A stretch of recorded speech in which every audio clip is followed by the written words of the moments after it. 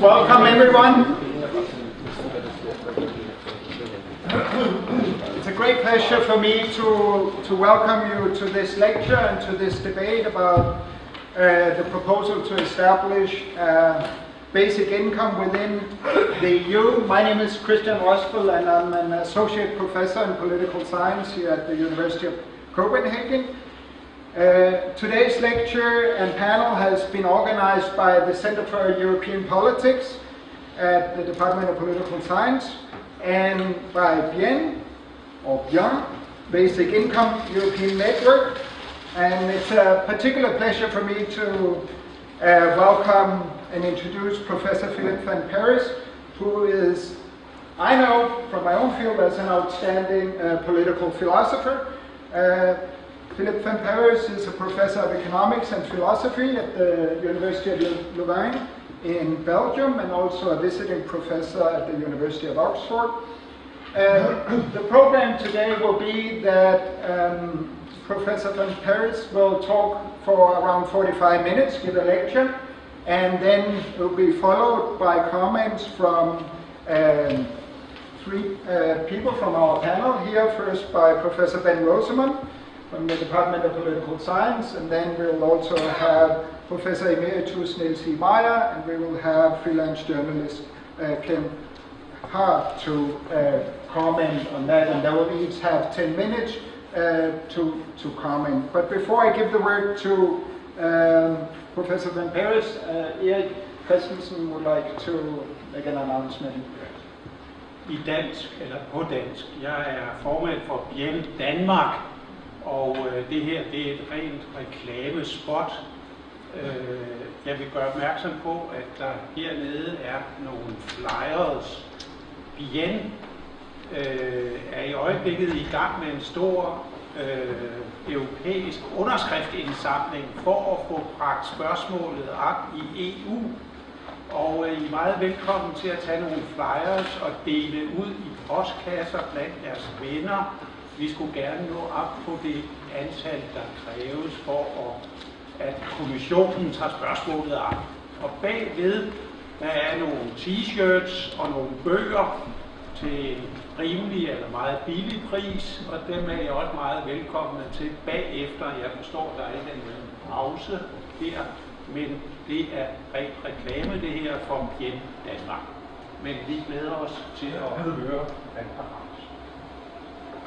Thank you. So, without further ado, I want to pass the word over to Philippe, and he will give a lecture on no Eurozone without an EU dividend. Yes. Well, thank you very much for this introduction and also for inviting me into these beautiful new buildings with wonderful technology, which I'm also experimenting here for the first time. You're right. So, in fact, I expected also to have more like a department seminar, so it's a bit different from what I expected, and so therefore I didn't plan to say much about the idea of the basic income in general. We can return to that in the discussion, but I want to focus on one specific proposal, which is this idea of a Euro dividend. I should nevertheless say something, if only to make sure everyone is on board about what a basic income is in general, and Euro dividend will be a specific basic income proposal. Basic income is defined as a specific form of guaranteed minimum income. We have many countries, including Denmark, we already have a form of guaranteed minimum income, but that is conditional in three ways. It's conditional in the sense that whether you are entitled to it and how much you get depends on your family situation, on whether you live with someone else or not. One. Two, it's also conditional in the sense that whether you receive it or not depends on your income from other sources. And three, it's conditional in the sense that it is expected from you, in exchange for this entitlement, that you should be available for work. in one way or another, providing you are able to work. Basic income is unconditional in these three senses. It's strictly individual, so no one needs to come and check whether you live with someone else or not. It is strictly universal in the sense that the rich get it as well as the poor. It's independent of incomes from other sources, no means test. And thirdly, it's also unconditional in the sense that there is no counterpart expected. It is given to people who choose to stay at home in order to look after their children. It's given to students, to people who get further training, as well as to the people who are working or who are involuntarily unemployed. Okay, that's what the basic income is, and there have been all sorts of arguments developed in favor of it, all sorts of objections made to it. Many people, including Niels Meyer in this room, came to this idea decennia ago, a long time ago. Several Nobel laureates defended this idea, but I'm not going into that discussion. We can return to some aspects of that later on. I want to focus on one specific idea, which will take the form, and so we'll say more about that in a minute, about why this particular form, but it's the idea of introducing at the level of the European Union as a whole, or at the level of the subset of countries, member states of the European Union that has adopted the euro or is committed to adopting it. So it can be either of these two levels, the introduction of basic income, called the Euro Dividend, at the level, it will be the order of magnitude I used, at the level of about 200 euros, and funded, as we shall see later, either by a VAT, essentially, or possibly by a corporation tax. That's the idea. Why? There are, in fact, four main arguments in favor of this idea. The first idea, the first argument, and that's also the argument that inspires, motivates the title of this particular lecture, No Eurozone Without Euro Dividend. The first argument is that we need something like a Euro dividend in order to secure the viability of the euro. Why? Well, for reasons that can be explained by reference to now venerable approach in economics called the theory of optimal currency areas, that was started by James Smith, a Nobel laureate in economics, and also a member until his death of the Basic Income European Network. Now, I'll not to make room for the other, or to make time for the other things I want to say, I'll be very schematic, but essentially what this theory says is that the viability of a common currency in a particular area will depend on a number of features. In particular, it will depend on the degree of homogeneity of the various components of this area. On going to that, it will depend on the degree of flexibility of the markets in this area, in particular the downward flexibility of wages and prices. Also won't go into that. And it will depend on other factors which are here called the interstate mobility in the interstate solidarity. And I'll say a bit more on these two, which are also the two factors that were mentioned in the quote from Amartya Sen, which you saw on the screen just before. What's the idea behind these two features and the argument for a euro dividend that follows from it? The idea is the following. Why is it, you may ask, why is it that the United States could live with a common currency, the dollar, for their 50 states for several decennia without major problem? And despite the fact that various states of the United States are very different from each other economically, and they've also developed in very different ways. Some states have been declining dramatically, and some other states have been expanding fantastically. So how have the United States managed to cope with that? Well, basically, simplifying things, basically because of two very powerful buffering mechanisms. One of these buffering mechanisms is interstate migration. When things are going badly in one state, people move, people who can't find a job or a good enough job in one state move to another state. Interstate migration in the United States is about 6 times more frequent in any given year than inter-member state migration in the European Union. Americans are far more mobile across state boundaries than Europeans are. Secondly, second buffering mechanism, even more powerful than the first one and far quicker in its impact, is trans-state or interstate solidarity.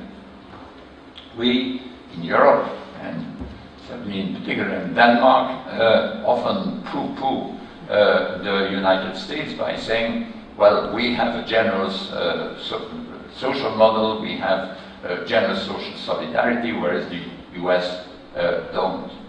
But the United States have their welfare state at the federal level, and the result of having it at the federal level, there are in fact massive automatic transfers across states when one state is suddenly doing badly. There is no need to have, like in Europe, a meeting of all the governors of the various states in order to decide on emergency measures in order to help a country that is in trouble. No, automatically you have less taxation that is being collected in a particular state and more benefits going to the states that are in trouble. Here, the order of magnitude is, depending on the methodology used in order to assess it, in the order of 20 to 40 times more powerful. The mechanism in the US and the buffering mechanism in the form of transfers is 20 to 40 times more powerful than the very weak mechanism inside the European Union. So, and that was also hinted at in the quote from Amartya Sen, without it, and without these mechanisms, we can't hope the euro to be viable. Without some, and one or two of these buffering mechanisms that will enable the imbalances to be corrected quickly enough in order not to lead to major crisis and often self-reinforcing crisis in the countries that no longer have the ability, like in principle Denmark has, the ability to adjust to a worse situation by devaluing their currency. Is there any hope in Europe on the side of mobility? Well, mobility across states can be increased in Europe, but if only because of our linguistic diversity, this mobility will always remain far lower than in the United States. And rightly so, I'll return to that in a minute. So if we can't count on mobility, we can only count on transfers. That's the first part of the argument for Euro Dividend from the point of view of the viability of the Eurozone. And the second part of the argument consists in considering various ways in which these transfers could be organized. We'll never have in Europe something like a mega welfare state covering the whole of Europe for reasons related to the fact that these states and the various member states develop their own welfare states in a very sophisticated and quite diverse way, and trying to integrate them into a single one is neither feasible nor desirable. That will never happen. You could think about a number of alternative mechanisms. I won't go to a detailed discussion of each of them. I just mention one, which is this idea of a Euro stipendium, which was proposed by Philippe Schmitter and Peter Bauer about a bit more than 10 years ago. Their idea consists in introducing some sort of means-tested guaranteed minimum income at the level of the European Union as a whole, and consisted in saying, well, we need to have some sort of taxation at the European level. Some of the resources would come from a rationalization of the common agricultural policy or the structural funds, and with that money we'll create a guaranteed minimum income scheme at the level of the European Union as a whole.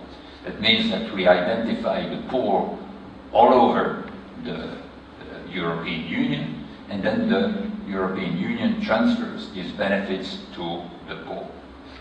That's the idea, and of course it would be one form that could be taken by this buffering mechanism. The reason why I don't believe this will ever work, and why I believe this is not a meaningful mechanism, is easy to understand.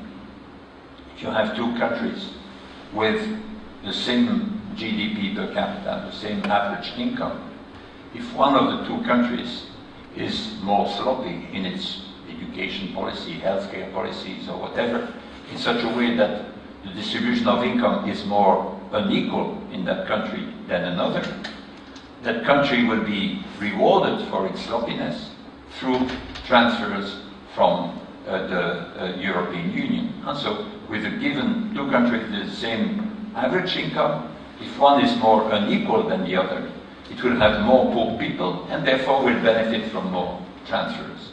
So that means that a scheme like that would have create perverse incentives to each of the states, and therefore would soon, if it were ever introduced, if people didn't anticipate that and introduced it, it would soon be abandoned.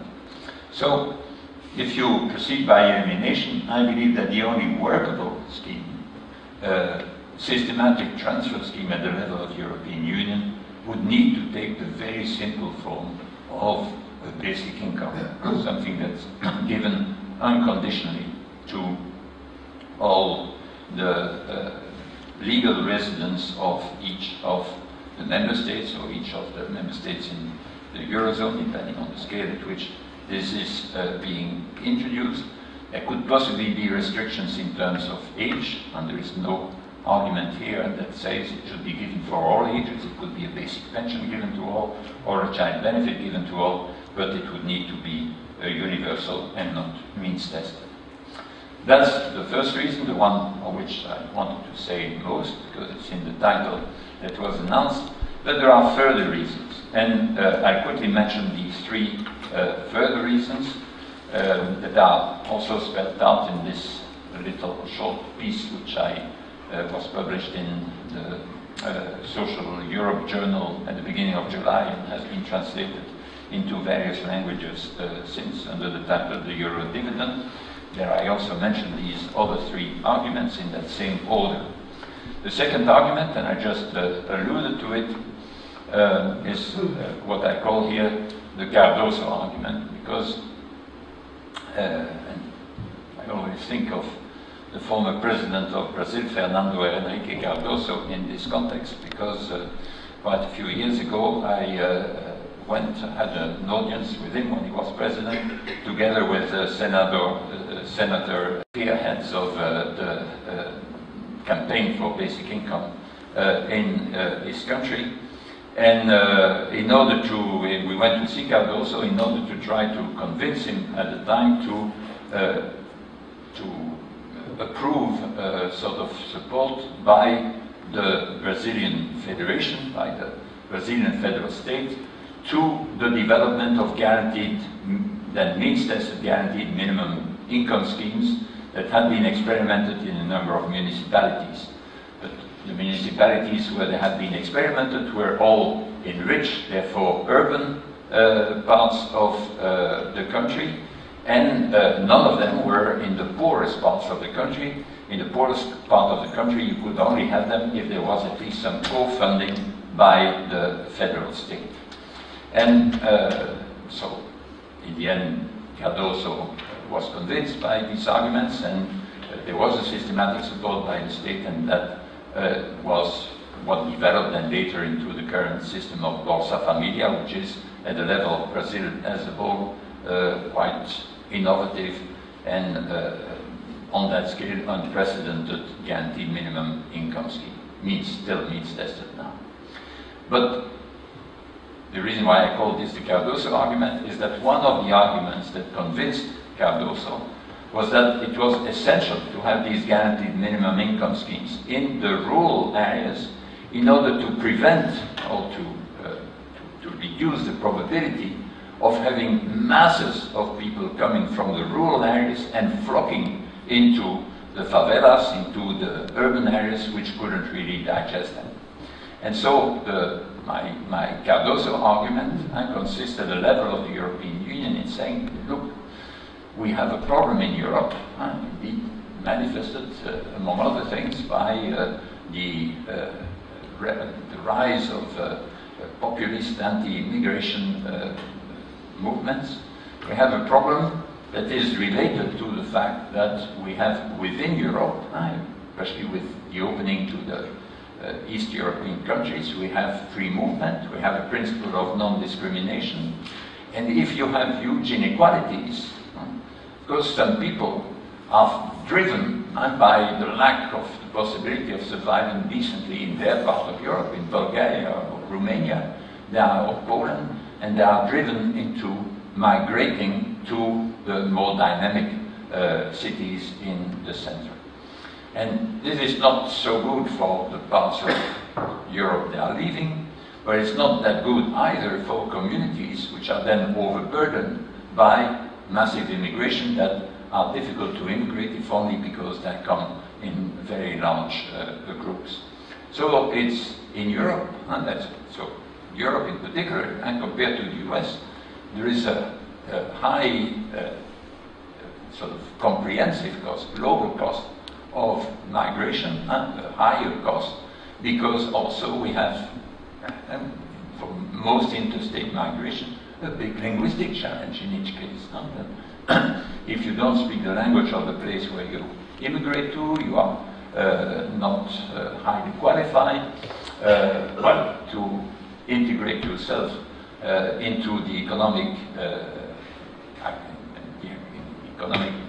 economic activities and to integrate socially with your family, it's a big effort on your part, but also a big effort on the part of the community where you migrate. So having too much migration in European Union is not a good thing, and a Euro dividend is part of this demographic stabilizer which we need if we don't want to give up the principle of free movement and non-discrimination. Third argument, which I call here the sharp argument, is an argument that consists in saying that these four freedoms, four great freedoms of the single market, freedom of movement for capital, goods, services, and people, these four freedoms put a lot of pressure on the sustainability of our national welfare states that are subjected to pressure. You can't redistribute very generously or as generously as the population would wish to, for fear that you would lose some of the main contributors to this redistribution and attract too many of the beneficiaries. Universal basic income would put a common floor under all these existing welfare states, and thereby stabilize them, enable them to survive and to preserve their level of generosity and their diversity. And fourth, last argument, which I call the Bismarck argument, for the following reason. Also, Bismarck unified Germany, all these bits of Germany, Freistaat, Schleswig-Holstein, whatever, integrated them into the second Reich. And but he needed to give a sort of common identity to all these people, and to also create some sort of allegiance to this common state, which was born out of nothing. It's not like the old kingdoms of France or of England. And in order to do that, and under the pressure of the social democratic movement, socialist movement, in order to do that, he did something completely unprecedented, which was to create the first elements in the world of a welfare state, namely the German pension system. And once you had these German pensions, there was some sort of allegiance. People could feel that the Reich, the people up there in Berlin, were caring for them.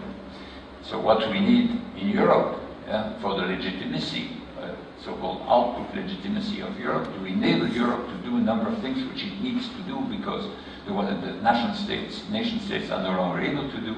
Well, Europe needs more legitimacy of this sort. Legitimacy not only for the movers who are given by Europe all sorts of new possibilities, traveling, Erasmus programs, all that, but also for the stay-at-homes who are the majority of the European population. They must also feel that Europe cares for them, that some of the benefits of Europe are in a very tangible way also accruing to them. That's the fourth argument, and what I'm saying is that in each of these cases, for each of the arguments, you might think of other schemes that could do the job as well, or even better than the basic income, but there is no single measures that could achieve these four objectives in one go, as well as a Euro dividend tool. That's my claim. How should this basic income be funded? Very quickly, I don't think personal income tax or social security contributions are any likely to be regarded as relevant. I could explain why, but let me move on. What would make sense at the European level would be financial transaction tax, so-called Tobin tax, or a carbon tax, which I certainly makes sense to have taxation of this sort organized on a higher scale than the national level. But if you look at some simulations about how much these taxes would yield, well, those who believe that these would provide a solution will be disappointed. Under optimistic assumptions about the tax elasticity of the tax base for a financial transaction tax, maybe you'll be able to fund in this way a basic income, a Euro dividend of about 10 euros per month and per person on the level of EU 27. In the case of the carbon tax, you may get to something like 14 euros per person and per month. So this is really something you could use, but that wouldn't fund the bulk of the sort of amount which I mentioned before, something like 200 euros per person. What is worth exploring, though, is the value-added tax and corporate tax. In my initial proposal, I only considered value-added tax, but a recent paper, the full version of which I only received this morning, by a French economist, suggests that we should really take seriously the idea of using at least partly a corporate tax. Let me just say value-added tax, one of the reasons for adopting it is that it's currently the most Europeanized of all forms of taxation. There is something called the harmonized VAT tax base, which is defined at the European level, and 0.3% of that harmonized tax base is currently used in order to fund part of the budget of the European Union. In my computations, but that would amount to about 200 euros per month would amount to about 19% of the harmonized VAT tax base. But I just saw in the paper I received this morning that this French economist comes to a percentage that's significantly lower, 12%, but so I'd be a bit cautious about that, but I was pretty sure about 19%. So let me then just show a couple of graphs. In fact, I presented this idea as the second of a set of 3 talks I gave at Harvard at the end of January. And my discussant on that part of the talks was an economist called Danny Broderick, who kindly did for me a number of simulations, and then I got them improved by one of my sons, and this is what it yields in terms of net contribution. So the idea here, if you look first at the red columns, is to assess the extent of redistribution between countries as a result of introducing Euro Dividend of 200 euros, same amount throughout the European Union, funded by VAT. Obviously, you can see that the losers are the countries, or the net contributors are the countries with the highest GDP per capita. Denmark is not doing badly there, but none of them, Luxembourg contributes something like 5% of its GDP, and the big gainers are obviously the poorest countries, but I hadn't anticipated that. A Euro dividend of only 200 euros funded in this way would increase the average income in Bulgaria by 40%. So it's a huge amount, and you can realize it. So that's one simulation that was done. And then to Denmark's relief, I also got explored another variant, which took the cost of living into account. So rather than saying, let's distribute these 200 euros uniformly to all the citizens of the European Union, in the second variant it says, let's give the same value in terms of purchasing power to every citizen of the European Union, where the purchasing power is assessed on a national average. And there you can see that suddenly the net contribution of Denmark shrinks considerably, and Sweden is then contributing more per capita than Denmark, and so are Austria or the Netherlands, for example. Also Italy, for example, switches from being a net contributor to being a net beneficiary, just in the middle. And of course the benefits to the poorer countries is significantly reduced, because the cost of living reduced but not annulled, because the cost of living is there significantly lower. This is just an enlargement of the same data, where you can see how the contribution by Denmark is shrinking. Right, and then some countries, you can see Ireland, for example, where the cost of living is particularly high. There is also a very big difference between the two cases. Now, so this is just taken, I quickly took that this morning from the paper I just received. And so my proposal was to use the value-added tax for various reasons. One of them was that it is already being used at the European level, and there is this harmonized tax base. But another reason is that you manage then to get in this way a broader spectrum of incomes than any realistic formulation of the personal income tax, for example. But there are also arguments that can be used in favor of using a corporate tax. And one of them is precisely that this corporate tax currently does not exist at all at the level of the European Union, contrary to the VAT, but should exist at that level, because the fact that the rates of the corporate tax are controlled by various member states means that there is tax competition in that dimension that leads to a sort of irrational, inefficient location of businesses, and they go and move from one place to another, not because there are some deep reasons why, in terms of availability of workforce or closeness to the markets or whatever that justifies it, but simply because of different tax rates. And so therefore there is a recurrent plea in favor of corporate tax.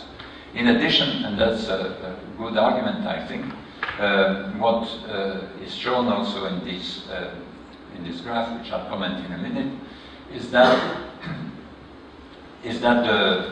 by taxing, by using the corporate tax, in fact you tax more those countries compared to VAT or any other measure of GDP. You tax more those countries precisely which have been so far attracting capital through their low tax rates. So that there is, in fact it shows, if you see there at the bottom at the right, that's Luxembourg. In the case of funding, it's under the 0% line, which means that it is contributing to the scheme. And you can see that if you fund the basic income through the corporate tax and not VAT, the contribution by Luxembourg per capita is much higher, because it has been using its low rates of corporate tax in order to attract quite a bit of capital from elsewhere, from France, from Germany, on its territory.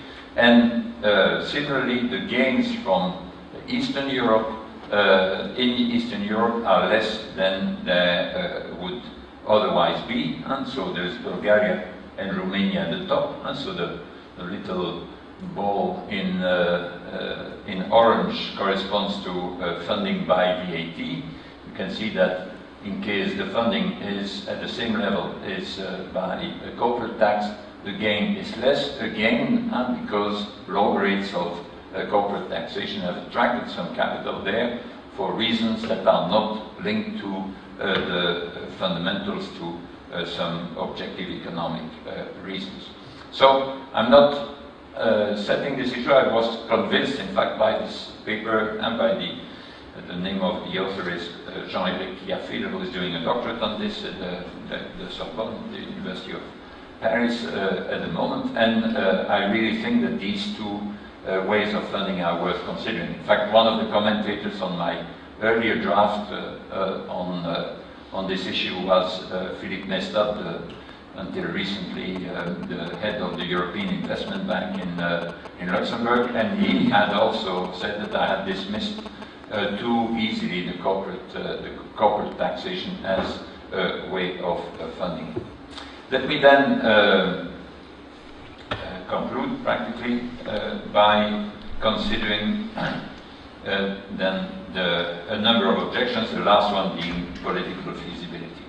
I'll go quickly on these first three objections, and then conclude then with a question of the political feasibility.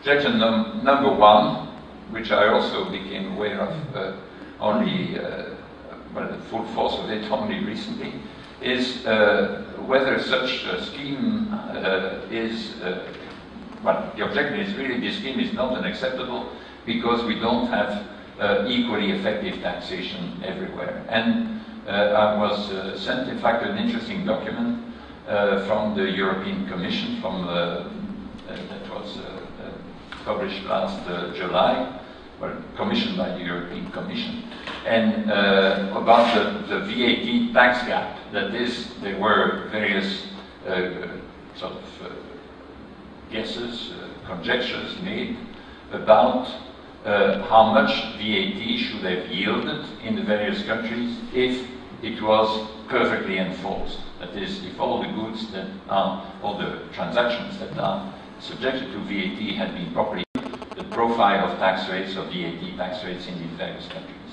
And it turned out that this tax gap, so defined, varied from 2%, I think that was, if I remember it correctly, that was the case in Denmark, so a very small tax gap. Not quite sure about the figures, but certainly Denmark was on that side of the spectrum. And all the way to 40% in Romania, I think, which was the extreme case. Was in Greece 2 weeks ago, and had the opportunity to talk to the finance ministry with the economist who is now the equivalent of the president of the Council of Economic Advisors, and to indicate what the problem would be in a country like Greece with a huge tax gap. And of course, it's clear to me that there is no way in which you can defend a scheme like this sort if this gap is not dramatically reduced in the countries where it's very high. And you can't say we are going to have a scheme 200 euros per head all over the European Union with a contribution according to the VAT tax base in each country if this VAT tax base is very sort of reliably monitored and therefore taxed in some countries and not at all in other countries. And that's certainly a precondition that needs to be satisfied for the proposal to work. Secondly, another objection that was made, and I think that needs to be taken seriously, is the question of the administrative cost for an amount that is not that high. Certainly that's not very high in countries like Denmark. We saw that it's very high in a country like Bulgaria. Of course, this argument would be extremely powerful if the way of making these transfers was with a postman coming every month with a check, or the cash ringing the bell, not finding the person, having to return, etc., etc. So if the way of delivering a transfer was the way in which, at some point, the technology forced us to, the available technology forced us to use, then of course it would be prohibitive. Then the amount you would spend more on the delivery and the security of the people who make the delivery than the actual delivery. But I was convinced by observing on the occasion of one of the Bien congresses in Cape Town to see how even in a country like South Africa they managed to deliver the basic pension, essentially a non-contributory pension, even in the most remote villages using reliable electronic technology. I was convinced by that, even if it's possible in a difficult condition, you can also do it here. But nevertheless, it's an argument that needs taken seriously, because even if it's electronic technology, it needs then a sort of fluid integration with all the national level, nation level or sub-nation level benefit systems that makes it administratively simple to manage while still remaining visible. It must still be visible that it's a Euro dividend coming from the European Union for one of the reasons that was mentioned before.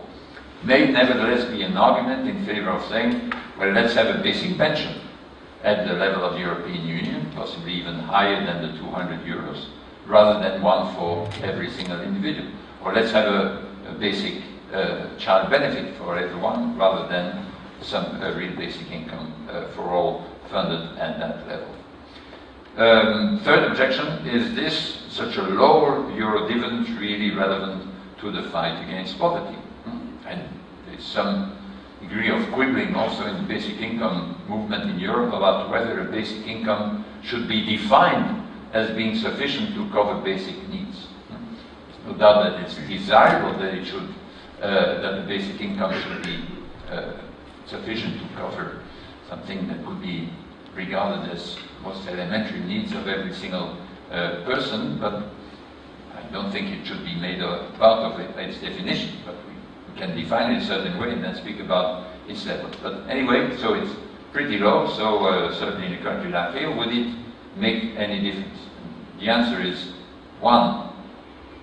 Of course, as we saw, even such a scheme at this level means that there are significant net transfers to the poorest countries of the European Union.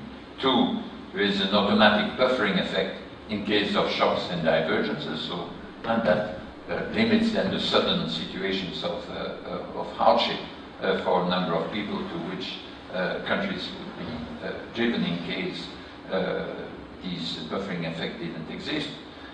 Three, it provides, as I mentioned before, a modest but sturdy basis above which the member states can preserve and improve their more generous redistributive schemes. And fourth, also, as I mentioned before, it's a way of providing more legitimacy to the European Union. The European Union today is generally perceived as those people somewhere there, the bureaucrats in Brussels, who impose all sorts of disciplines on the nation states. Yes, exactly, perfectly timed. So I have and so sort of uncare. I mean, people care, not and sort of tough, ruthless bureaucrats who then impose these disciplines on the states and therefore also on the population. And so it's essential for the legitimacy of perceived legitimacy of the European Union to appear as being caring, and by having sort of better image in the eyes of the people, it will be empowered, enabled to do also a number of things which it needs to do in other sectors that matter to the fight against poverty. Finally, then, is such a Euro dividend politically possible? Given, for example, and that's the great difficulty in having even a very minute increase in the budget of the European Union. And so it's budget of the European Union, I can't remember exactly, something like 1.3 or so % of the European country's GDP. It's very small, and it was further reduced at the last discussion of the budget.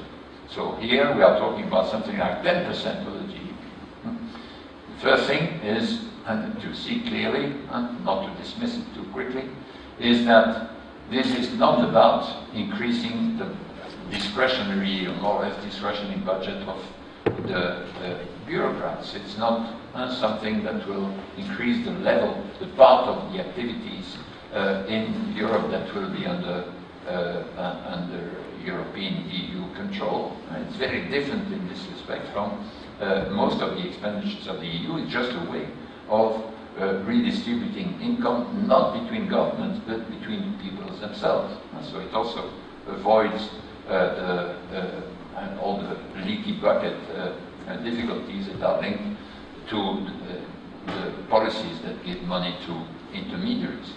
Secondly, there is a big job in order to make this politically feasible, to clarify misunderstandings. In particular, basic income funded by VAT even of 19% wouldn't amount to increasing VAT by 19% in every country. Particularly in a country like Denmark, where the rate is already very high, it's not, it doesn't mean that it's increased by 19% because there are all sorts of readjustments that need to be done. And the bottom part of all benefits, for example, that's not the only important case, is provided by Europe, so all the benefits can be reduced by that amount of 200 euros, or the equivalent in purchasing power per person. 3, one can think about gradual implementation. I mentioned the form of child benefits or basic pensions. 4, and that is important in my view, how do we make this politically feasible? Well, the national welfare states were not born sort of ready-made, just dropping from the brains of a philosopher or from the drawer of a bureaucrat. And so they came about through struggle, and by the trade unions, by political parties, by associations of all sorts. Well, it will be the same for something to happen at European level. We need far more mobilization than anything that exists at the moment. And one of the reasons why I pay particular attention to the linguistic dimension in Europe, and my latest book is called Linguistic Justice for Europe and for the World, is precisely that we need to empower ourselves as Europeans in order to be able to mobilize and act together in order to make European institutions do what they need to do. And for this to happen, we need a quick convergence and a quick democratization of a common lingua franca. Without that, it will not happen. And there's a sort of precondition, a linguistic precondition for this mobilization. This lingua franca doesn't need to replace all our national languages. Our national languages need to be protected against that. sometimes with coercive measures, but we need this way of communicating and mobilizing together. And finally, that's my final word, which is that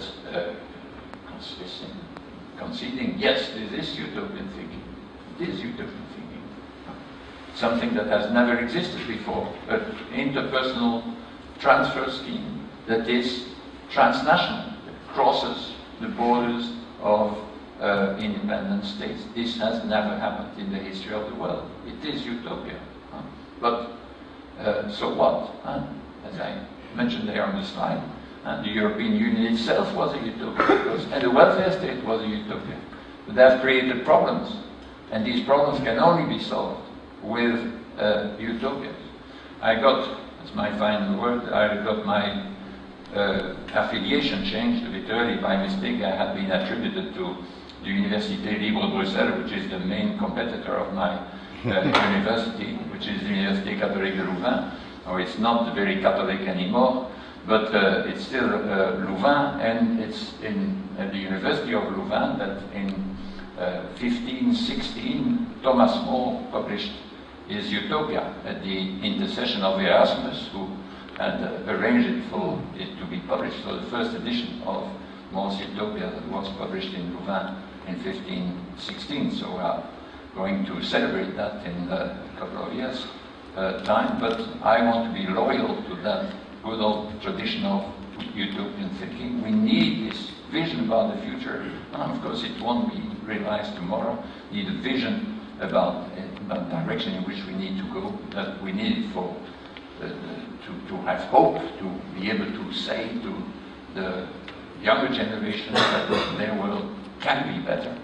And but we need, of course, to have a utopian that's critical, that's constantly listening to the objections. From the beginning of the Bien movement, I've resisted any tendency to form a little sect of people who only see each other and have a solution to all the problems. We need to constantly be open to all sorts of objections, which I'm going to be now too when the three commentators are going to speak in turn.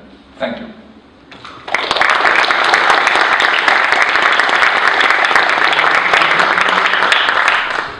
And the first commentator is Ben Rosamond.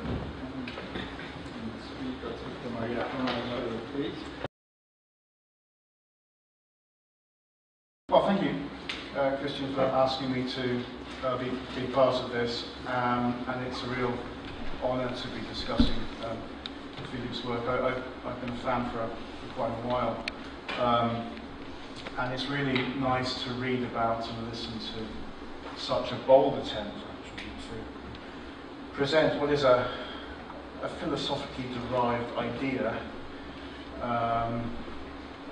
to secure distributive justice as a concrete policy proposal.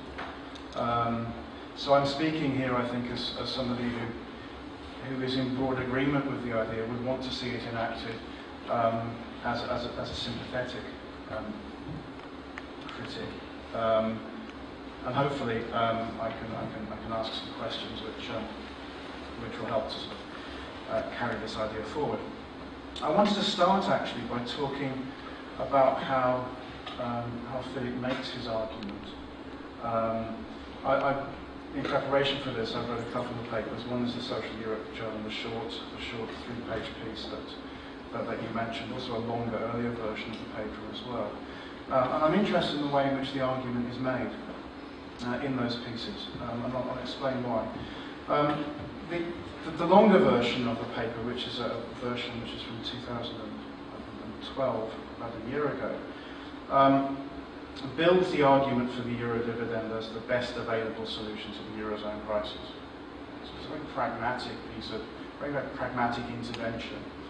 And it's a very ingenious argument because it's made through a method of elimination. I think your slides were kind of pointing to this direction again. And it's a method of elimination that's made in 3 steps, where you argue that the Eurozone cannot be viable without transnational transfers, number 1. And that in turn emerges from an engagement with optimal currency area theory, where enhancing the solidarity criterion in particular to correct EMU's suboptimality appears to be the best bet. There's a very interesting story about the relationship between optimal currency area theory and the history of monetary integration in Europe, which is an interesting side issue for this, perhaps. But for reasons that I'll come to, I think this is a particularly ingenious way of making the argument. I'll say something about that maybe in a minute. The second point of the argument is that these transfers need to take the form of a Euro dividend. And the third version, the third part of the argument is how it's going to be financed. And we've just heard a kind of slight variance on that argument today. So I'll try and think on my feet a little bit about the corporation tax argument right at the end.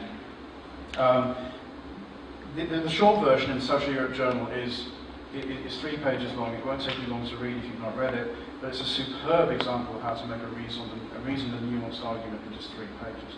And it explores 4 rationales for the Euro dividend. One is to solve the Eurozone crisis, again, an immediate kind of problem. The second is to ensure the political sustainability and the socio-economic efficiency of the EU. Again, a sort of fairly technical kind of argument. The third is to secure, nay, rescue the delivery of social solidarity in Europe. And the fourth is to build legitimacy for the EU project. Now, I'm dwelling on how the argument for the Euro dividend is made and derived, because, of course, the argument could be made in other ways. You could make the argument through some sort of philosophical demonstration that the Eurozone delivers, the Euro dividend delivers distributed justice. Or you could sort of use some kind of normative battering ram to kind of demonstrate that basic income transfers at the European level are the best means towards social justice. And I think one of the key questions for this initiative, if not the question, is how to make advocacy claims about the Euro dividend that engage, influence and persuade relevant actors in the political system. More crudely, how does a proposal like this, and you're alluding to this at the end of your talk, how does a proposal like this for radical distributive measures find its way onto actual policy agendas? And that's something I want to try and think about in a kind of slightly roundabout way maybe. But I think it might be said that the way in which Philippe articulates and defends his proposal in these papers and in talks like this is pretty smart, because we're in a crisis situation in Europe, and crisis situations, it is often said, offer rare moments where policymakers become sufficiently uncertain, in a kind of Knightian sense of uncertainty, not only to doubt the efficacy of their tried and trusted policy toolkits, but also to actively seek new policy ideas. In such contexts, a smart, new, left-field idea might just run, or at least might just find some space to be discussed. That at least is what some of the literature on policy change and shifting institutional equilibria has tended to argue. But at the same time, and in contrast, we seem to be living through what Colin Crouch has called the strange non-death of neoliberalism. A fact ably demonstrated, it would seem, by the particular approach that the EU has taken to dealing with this crisis. Not just the follies of a series of acts of what might be called negative fiscal centralisation, a series of measures designed to secure adherence to tight budgetary rules for Eurozone members, which in turn severely limits the possibilities for domestic macroeconomic policy discretion and more generally promotes policy convergence around the current orthodoxy. In other words, a drift which takes us somewhere away from where Philippe wants to take us.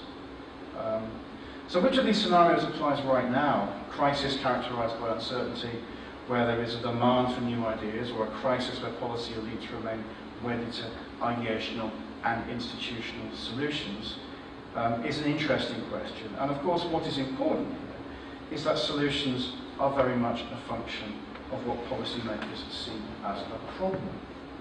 So the idea of the Euro dividend cannot simply be presented as a solution unless policy elites agree on the nature of the problem that it is seeking to solve. So I think I applaud you, Philippe, for presenting the problem in ways that have a chance of making sense to those whose problem and solution sets remain wedded to some sort of orthodoxy. I think you have a way of intervening in that. So I find the argument about the Euro dividend as the best available solution to the Eurozone crisis very interesting, drawing as you do upon the collective wisdom of the I told you so school of American economists, and the criteria derived from that interesting school of economic thought, optimal currency area theory.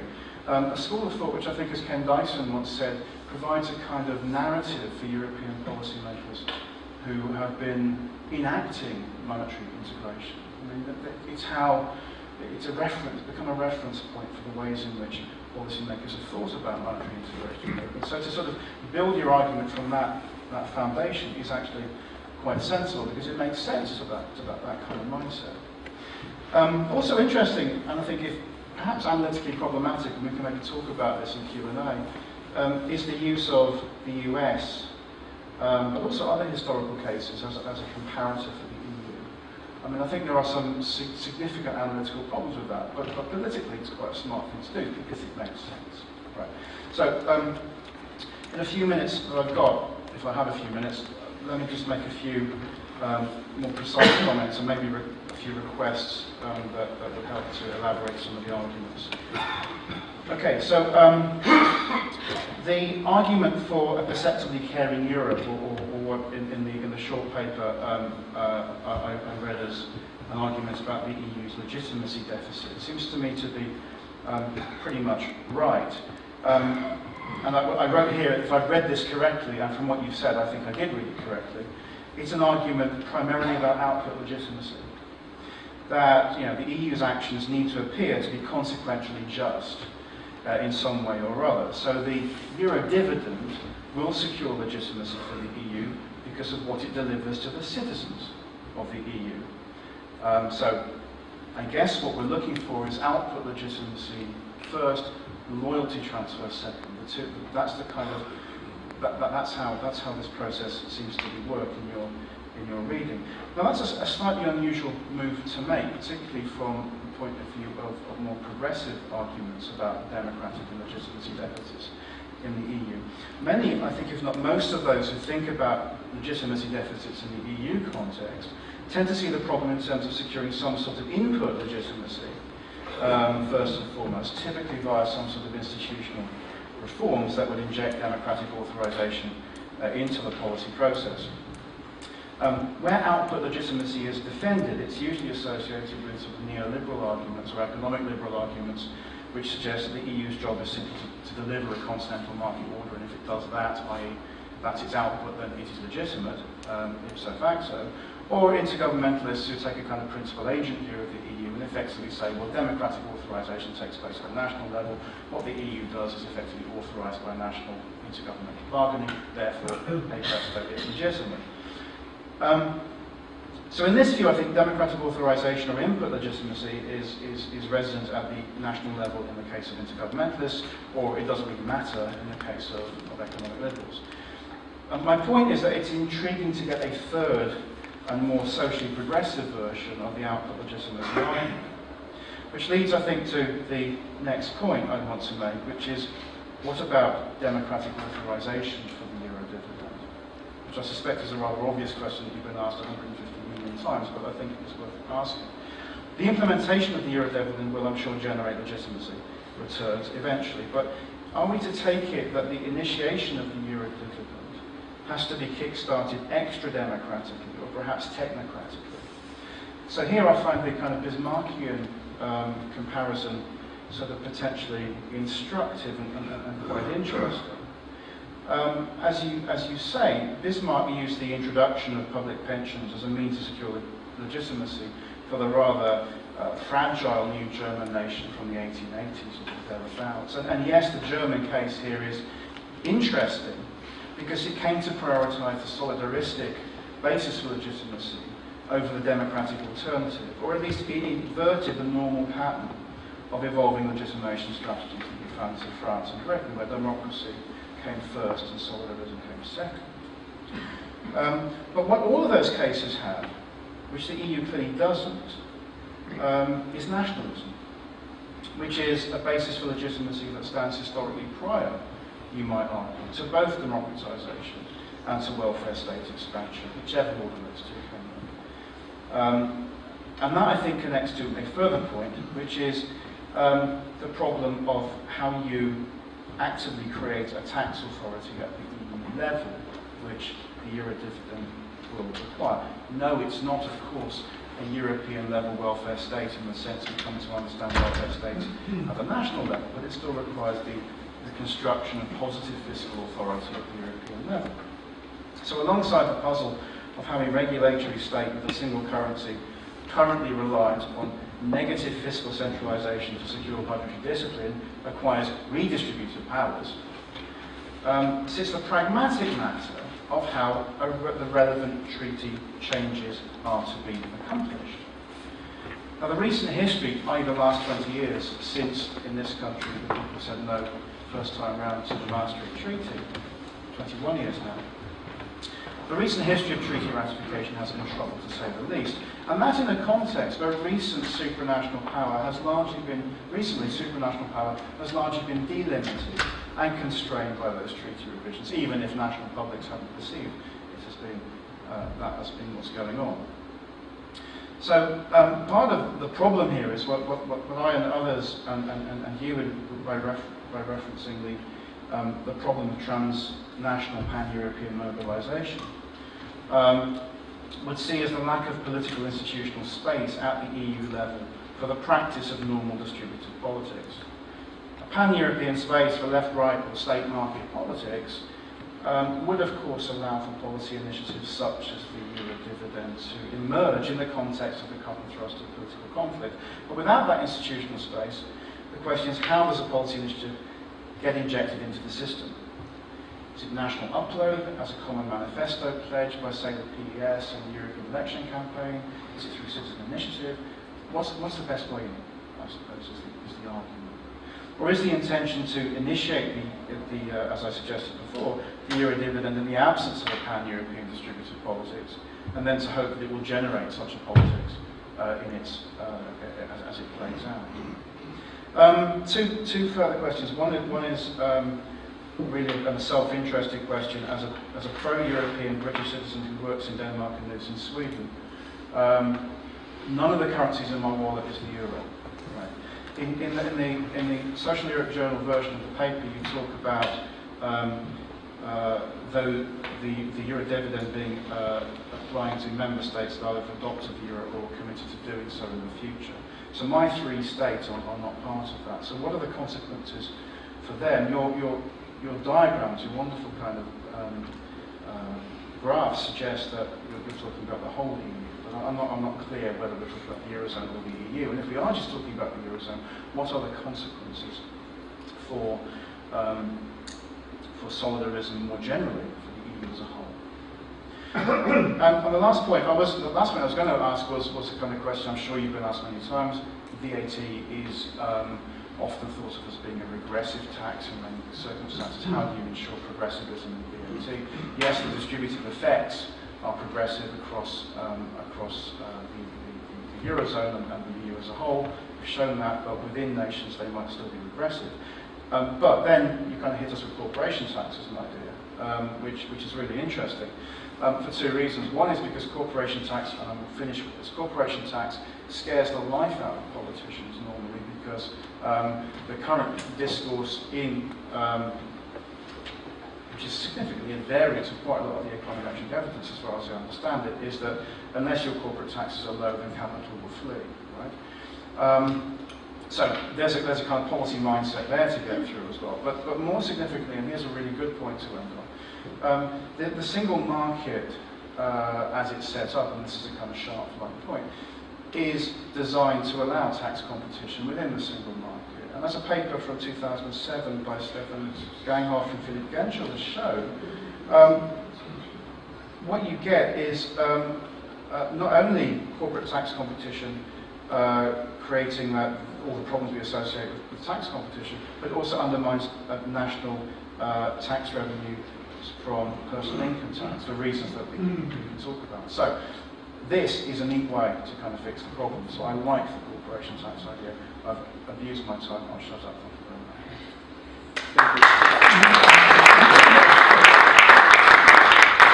speaker is Niels I. Meyer.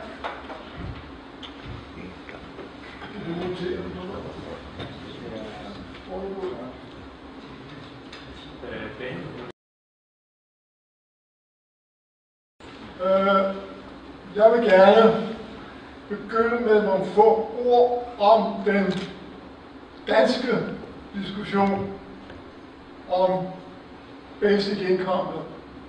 No, let's go to the English. Sorry. I want to begin with a few words about the Danish discussion that took place about 8 years before BN was established. And the start was a book called Revolt from the Center, Upward from Midten, with 3 co-authors, a philosopher, a minister of culture, and myself.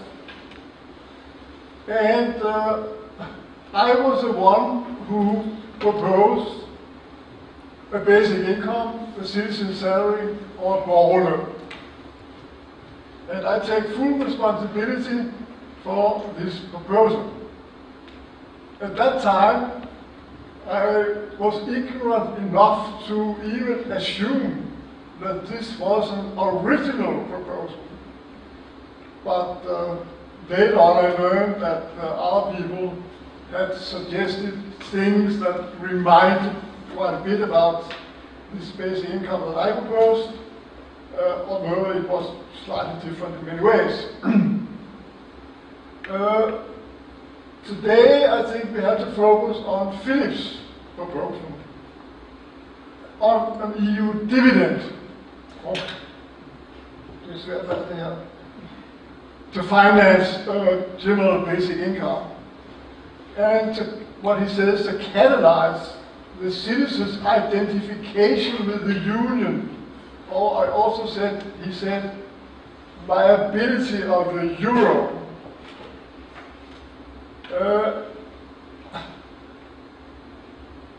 Philip seems to give main importance to those things with the union. Well, I have the opposite priority, so I'm not agreeing with Philip about that. I think that the concept of a basic income is so important in itself that it should not be coupled to other controversial proposals as an integrated EU and perhaps a future United States of Europe. In my opinion, the importance of basic income is primarily that it allows wealthy nations to offer freedom to its citizens to organize their own lives without being forced to work for money in jobs they do not like, although of course they will have to accept a rather modest economic level. And I think that the perspectives of a basic income is very important because it can be combined with some other things like flexible working hours, dependent on the market situations, and with work sharing, which together will end up by abolishing forced unemployment totally. And I personally think that forced unemployment is immoral. Which countries should not allow forced unemployment to continue? And the combination of a basic income, flexible working hours dependent on the market, and the dividing of work can abolish completely forced unemployment. Then, of course, there are other good advantages like simplifying the administration of economic state support to people in need. But one should realize that a basic income really is a general, very offer of generosity. And if some of you remember the heated discussion in Denmark after Upward from Midten, Revolt from the Center, it illustrated that this generous offer is too much for many people. They do not agree that it should be possible to have economic state support without working, and at the same time refusing to take on traditional jobs. There was another objection that it's too expensive, and that taxes on working people would be unrealistically high if you introduce the general basic income. And I must, as I see, these objections seem to be accepted by the majority of politicians in the rich countries. So that's one of the real difficult barriers. I should add that a follow-up book on revolt from the center was published in 1982, where I and Jesper Jespersen really made a calculation for an alternative national income for Denmark. And we could show that it could certainly work out, but you had to change a lot of taxation systems and other things. It's not very simple, but you can do it in a way that is really fair. And I think it's important to show that you can do it without those extreme consequences for the taxpayers that are working. So I will finish, and I think I can keep like 10 minutes, by a very simple question. And my question is, how do we promote basic income in practice? I agree with Philippe that it is pure utopia to rely on EU for a general introduction of basic income. EU cannot agree on anything. They work on consensus, and they cannot have a consensus on any sensible argument. So I think the only thing I can see is that we need some nations to go in front and demonstrate the potential of basic income. Otherwise, it will continue to be theoretical talk within a small intellectual elite.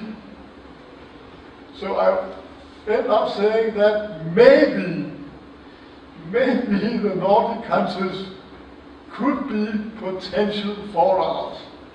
I say maybe because the Nordic countries have not been extremely efficient in making things together like that, but maybe time has come for that.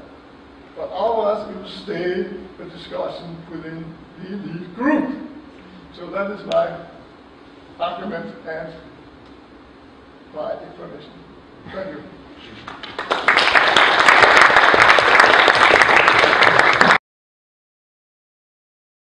First, I should correct this little side. I'm not a freelance journalist. I work on a daily basis with a group called Europe Observatory. What we do is that we monitor the methods and the influence of the business lobby in the EU institutions. And it's been my fate over the past 5 years to follow first the financial lobby and second the development of the euro crisis. It's not been particularly encouraging, more or less like a Japanese horror movie. And I think I would like to draw in some of the experiences from that work. So this will probably be, if not something completely different, then a slightly different angle to this problem than the two other commentators. And mainly I would have 3 comments. First, I think we should realize that the issue of a basic income organized at the European level is at the moment very, very far from the real political agenda. Some would say completely unrealistic. I'm a bit at odds with what Ben Rosamond said a little earlier, that in times of crisis you see uncertainty with politicians. I don't spot much uncertainty in Brussels at the moment. The order of the day is a tax on social rights in all its forms. It is certainly a large-scale attack on wages and collective bargaining across Europe, and it's attacks on social expenditure. Those are key recipes for confronting the challenge of the crisis, if you ask most politicians in Brussels, and certainly those who are in power. And what they're doing at the moment is not some kind of circumstantial policies that we are to endure for a couple of years. It's more like a system that is to exist far into the future, a system where austerity is the order of the day. So at the moment, I think that the real opportunities for such a project they're not really there. I think it's a valuable input to the debate, but as far as the big majority in the Brussels bubble is concerned, it's pretty much science fiction. So that would be my first comment. Second, do we, with the proposal for a basic income, have a solution to the euro crisis? I'm not quite sure if that's what you're saying, but I hear you say something like that sometimes. And I think we should be very careful with that, because I think that if you look at the sums that are to be transferred from richer countries to poorer countries, we saw that on the screen a while ago. I'm not an expert, but if you compare it to what some very skilled economists say, these are transfers that are far below what would be required to make a currency union such as the Economic and Monetary Union work. So that's my second comment. Thirdly, is this proposal a good strategy for a social Europe? I have some doubts, or I would say that there are some dangers, and I would highlight one. One is that at the moment, we've now had a period of 3-4 years of pretty harsh austerity policies. We have European elections coming up. We have social discontent showing very clearly on the streets of many countries, political instability in others.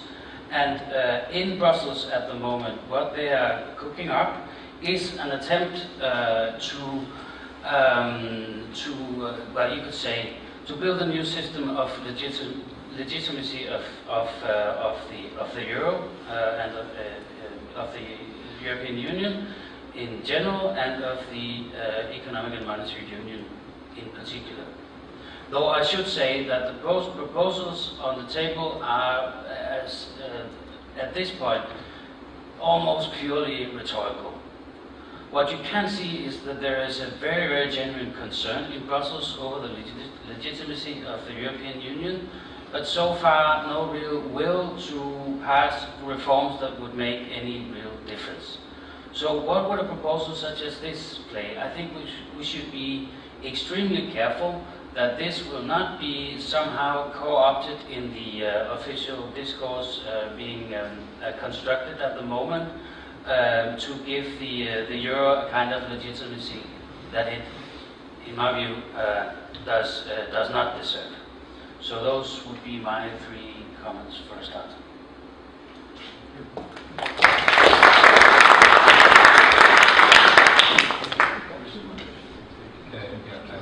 can take a reply afterwards, selectively, and then I think it's better to open it. Okay, so we will open the floor for questions, comments. Yes, please. Yes, this is more sort of a tech, well, not technical. I'm wondering why you feel the need to create this kind of funding system on the European level. I mean, can you speak up, please? Yeah, sorry. I'm wondering why you think there needs to be a European level funding system. I mean, an alternative solution would just be to have each European country issue a number of bonds in the scale of what you would use to finance this. Let's say 100% of GDP, which goes into a fund, 9% interest, you get your 9% of GDP. transferred every year. There's no politics involved, there's no need to have a European tax policy. There's no need to have the problem of sterling taxation. This is just works into the existing European framework. I'm just wondering whether this kind of proposal, more financial oriented proposal, has been discussed, or whether it's just so obviously stupid that it hasn't.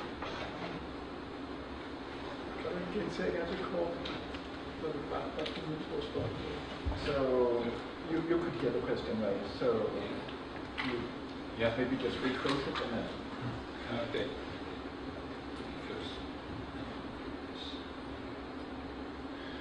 Yes, I think I heard it, but it puzzles me because you are, if I understood you properly, you are saying that each of the 27 or 28 now member states of the European Union could just issue bonds, and then the interest on these bonds, which you reckon would be what, 9%? Whatever level you think it's not quite the level that is yielded by the bonds at the moment, would then fund the basic income at the level of 200 euros? Well, frankly, I've never heard of a proposal of this sort, but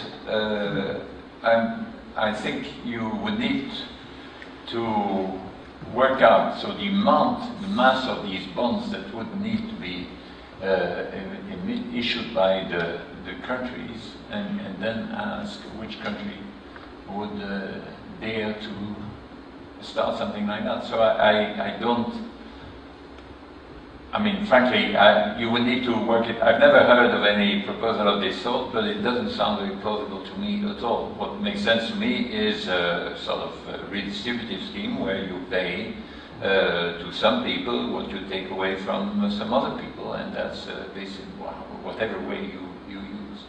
So, but I think you should explain that to me afterwards, how exactly it would work. Yes, please. Could you please speak up loudly? I'll try. My name is Kenneth from the Danish European movement. We are very much in favor of the Euro and also the European Union. But I think I see some problems in this, because it is a well-known fact that all forecasts about labor in Western Europe and many other countries too are that we are getting more and more older people and less young people to take over these employments. So if we make a kind of voluntary unemployment, considering that the worst thing, or one of the worst things that can happen to a nation is a high involuntary unemployment, then we're now creating a voluntary unemployment, and that can, considering the demography, lead to lack of labor, and that will again lead to a lower gross domestic product in all countries, and that will hinder the suggestion to give all people more money through the union. Do you have any viewpoint on that?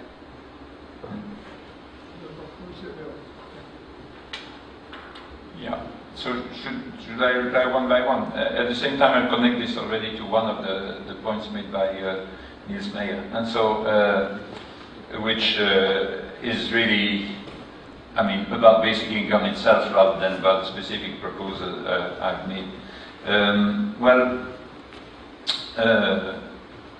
first of all, I'll reply at the same time to the 2 points you made, Niels. And so, one is the point you made, and with which I fully agree, and that we need, and so basic income, in my view, I'll sort of supplement what you said, and so there are these two problems that we face, and to both of which basic income is meant to offer a solution, which is, one is forced unemployment, and the other one is forced employment. And in a way, at the same time as Niels was starting with this idea in the European context, there was a debate started in Holland by a professor of social medicine at the Free University of Amsterdam, who said, me, in my practice as a doctor, I'm faced with, on the one hand, people who are sick because they can't find a job, and on the other hand, people who are sick because they work too much. And so what we need is a basic income, which then at the same time, and that's really crucial, frees you from forced employment, because it enables you to say no to certain jobs, and it frees you from forced unemployment, because it enables you to say yes, because you can keep your universal basic income when accepting even a low-paid job, providing this job is sufficiently attractive in itself. And that is, for me, also it connects up with your question. I think the introduction of a universal basic income is not at all a measure that would lead people then to say, oh, now I have enough to live on for the rest of my life, and then let the work be done by the machines and by the Chinese, right? No, I don't think at all it will have this effect. The sort of effect it will have is that it will mainly create a far more flexible relationship, that's also related to something Niels said, between the sphere of work, the sphere of education and training, all through your life, and the sphere of voluntary activities, including within the family. What we need today is people who work longer, because they are able to work much longer in terms of age-wise throughout their life, but in a more flexible way. And they will be able to do so, because they'll be able to relax earlier a bit more, to get additional training in the middle of their lives. So I don't believe at all in the end of work and the idea there won't be enough work for everyone. I believe there is this age challenge.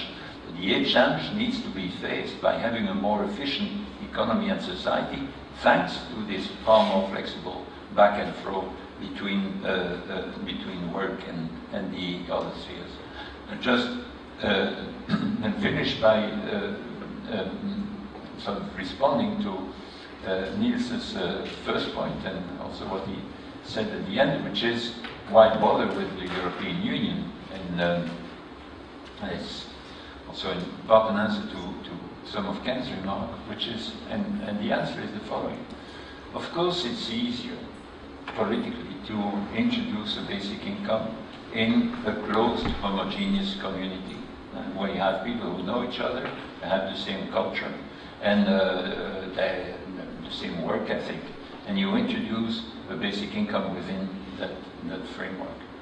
But the problem today is that the economic viability of a generous redistributive system is threatened by the four freedoms I mentioned and by globalization more generally. That is, if you define generosity both by the level of the benefits you give and by the degree of unconditionality of the transfer, not the current system, then the more generous the system is, the more vulnerable it is, of course, in an open economy with a single market and with globalization. And one of the reasons that's connected to one of my four arguments is one of the reasons for thinking about social policy at a higher level, and why, despite all these short-term obstacles, we need to think and act at that level, is that the viability of generous welfare states at this lower level is still politically stronger at a higher level, undoubtedly, and because of treaty constraints, but also because of the lack of a political space and a level of activism, of common activism at that level. But at the same time, the margin of maneuvering at that level is being restricted by what is regarded as a great achievement of the European Union, but at the same time a great threat to its welfare states, namely this mobility of capital, goods, services, and people across the borders of the state. And that's why we don't need, I'm not claiming that we should abandon the idea that there should be nations moving forward and introducing a basic income. I think a really high basic income will only be possible at that level. But a Euro dividend, a sort of basis, socle, on which all the rest can be built, will help the economic feasibility of anything that is being done of a generous sort above that level. And so it's not, they are not alternatives, they are complements, and it's only if you have a sufficiently strong framework at the European level that you'll be able to be as generous as you would like to be at the national level. So now, Does this work? Well, I think we're now approaching two very important and serious questions. One you raised is limits to growth. We cannot continue on a limited globe to have economic growth, and you were so afraid of that now we should go slow. Of course, it's very good if we go slow. The other one is that I think that the only way you can save the euro, of course, is to have the United States and Europe, some kind of copy of the United States. And I think that's the worst nightmare I can see. I think the United States is just such a bad example. It has nothing to do with democracy. It's money, power, not democracy. And why on earth should we in Europe try to copy that route? But that's the only way you can seem to be able to save the euro. So, I mean, that is two extremely important questions that we don't have time really to solve here. But, well, be aware that there are economists, serious economists, who are working on showing you that you could have welfare without growth. I'll just mention Tim Jackson, British economist, and Herman Daly, an American economist. Very well-known economists have shown us that we can do it, but not the way, not the traditional way that EU is trying now, and not the traditional way that finance ministers are all crying for more growth, more economic growth. I mean, that's the opposite way which happens. You have to find new solutions. So that's why I'm afraid of this kind of behavior. Do you have another question? Yes, this is actually to exactly the discussion that you were having before about why the European level bit. I have definitely a lot of sympathy for this idea, but on a strategic level at this point, is this the real idea to be pushing forward on a European level, especially when you're talking about the need for a pan-European mobilization, and this could be sort of a common theme, an important theme. It seems to me that at the moment the problem for progressive redistributive politics is at a European level. It's more the drive for liberalization and austerity that we're seeing that we've seen from the ECB and from the top of the EU. So isn't while this is a sympathetic project in the long run, isn't the strategically right thing to push for right now? So yes, and again, that will enable me to answer to another point made by Ken. But first, Europe and the US. I think we need to be, in some respect, in three respects, a bit more like the US, in order not to end up doing far worse than the US, to be much worse. I'll explain. So that what we created is a single market without a real common political ability to control that market. And so therefore, what we need is one, for the reasons I mentioned before, we need to have something by way of redistribution at the level of the European Union as a whole. But it won't be, we don't need to copy the American welfare state. We need something more modest, far more simple than the American welfare state at that level, but as a form of support, of basis for, and of sort of really robust help for all the diverse and far more generous national, sometimes subnational welfare states. That's one.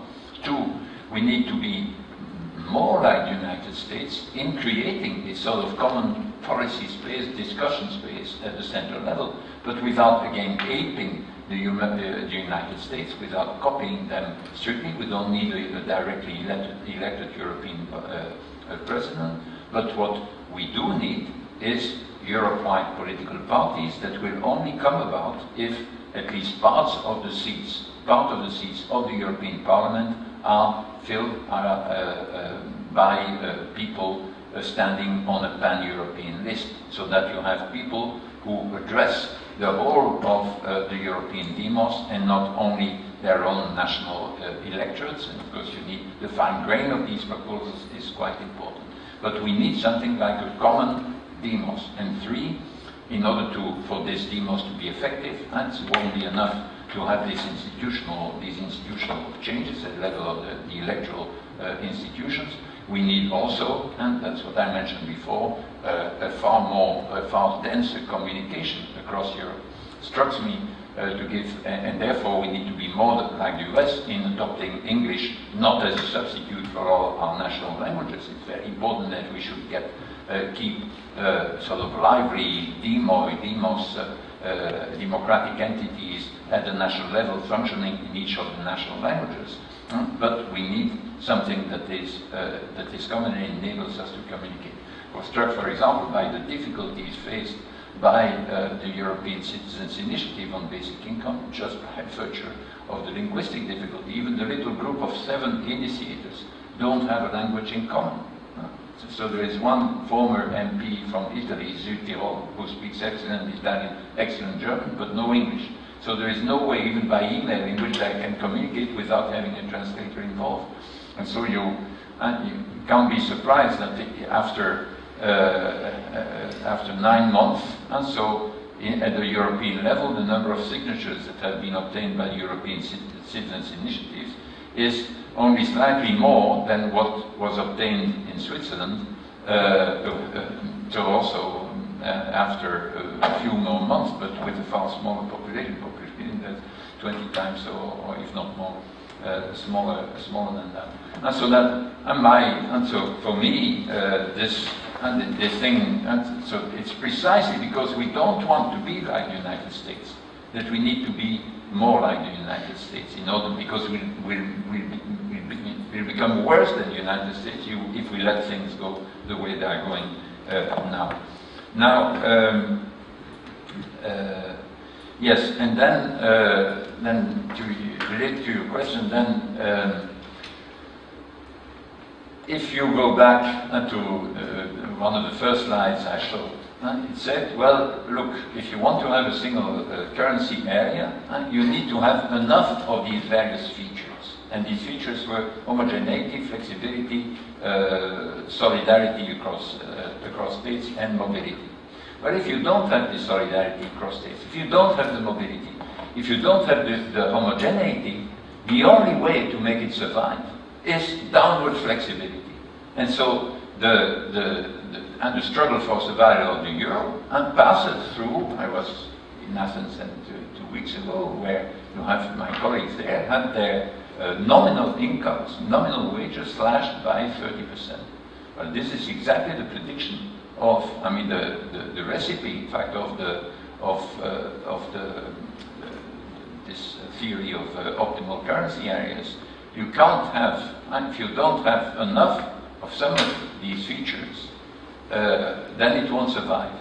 And the only one, if we don't have the transfers, if we don't have the mobility, well, there is only enough. And so just think about, and that's the analogy with the United States. Detroit lost half of its population. St. Louis was one of the 4th city in the United States that has been in a century now. It has become a small city.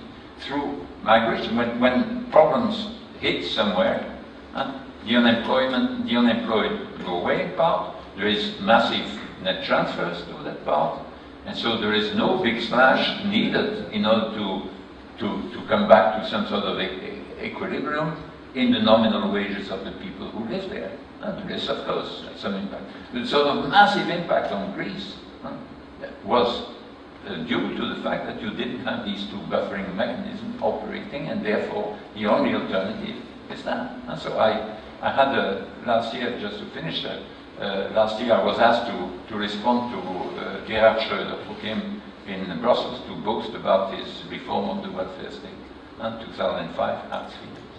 And explaining how he had the courage to do what he thought was in the interest of Germany. Cost him his job. That's when Merkel came in. I think it's quite possible because it led to the splitting up of his party, the creation of Die Linke. He said, this is what I felt I had to do. And there is no doubt that the competitiveness of Germany was greatly improved. It was a sick man of Europe at the time. But when you have a common market and moreover a single currency, well, making your country more competitive means making your main trade partners uncompetitive, less competitive than before.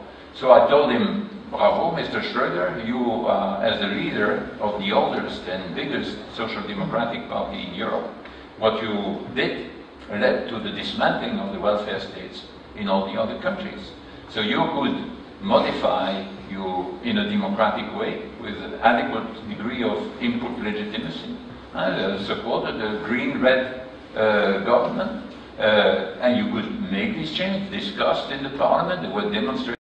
Given the structure, is then a brutal dismantling of some of the welfare states because they couldn't go, because it wasn't agreed.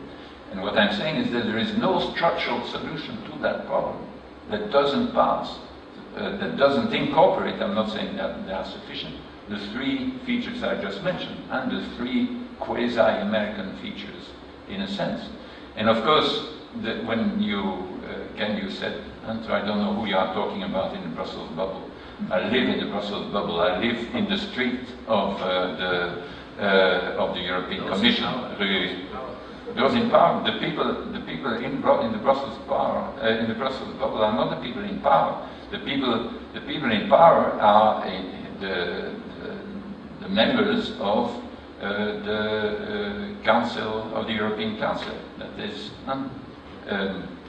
That is the heads of state. They determine the policy, and it's because of an agreement made by them that the Commission has the power it has, and where it only says, we didn't decide it, we are just implementing what was decided by the people. And there is certainly, whatever the official discourse or what they can say to the outside, obviously there is awareness that there is something unsustainable